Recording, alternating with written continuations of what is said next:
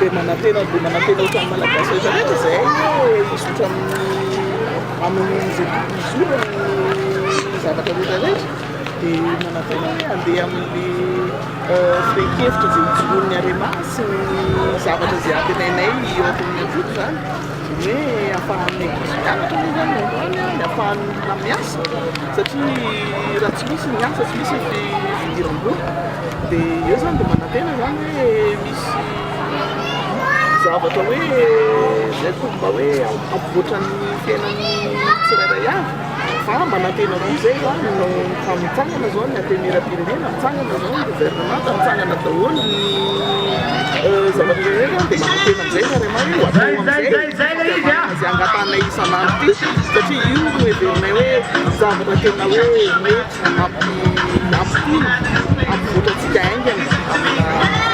amina toerana hoe tontolo kokoa malagasy fa mbola misy zavatra mampalahirana be ny ainana tsirairay